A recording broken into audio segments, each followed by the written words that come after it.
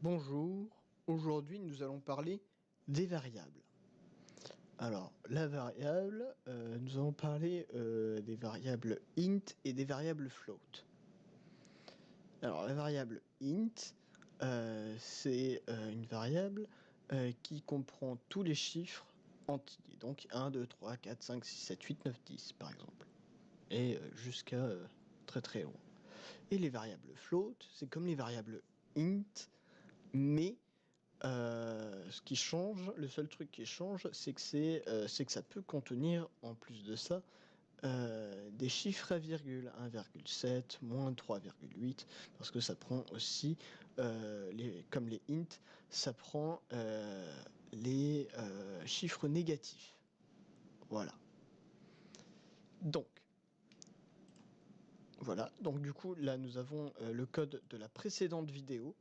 Hein, voilà. Que nous allons améliorer grâce à des variables. Donc là, nous n'aurons besoin que des variables int. Donc je fais int.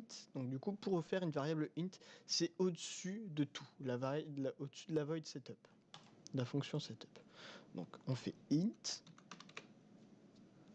espace le nom de la variable. Du coup, moi, là, la variable 13, du coup, la sortie 13, du coup, je vais commencer par changer la sortie 13. Du coup, int, je vais l'appeler, du coup, ma sortie. Égale. Et je dois dire que, du coup, ma sortie, c'est la sortie 13. Point virgule. Tac. Et du coup, je n'ai plus qu'à changer. Je n'ai plus qu'à faire un petit CTRL-C afin de copier ma sortie.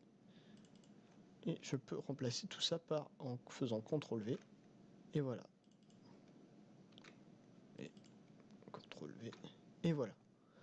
Ensuite, pour le delay, on peut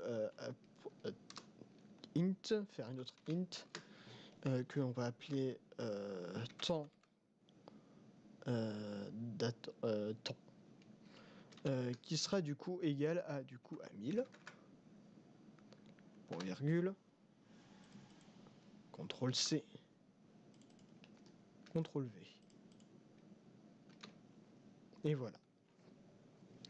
C'est tout. C'est tout. Voilà. Du coup, voilà. On se revoit pour le prochain épisode, du coup, pour les potentiomètres. Voilà. Au revoir.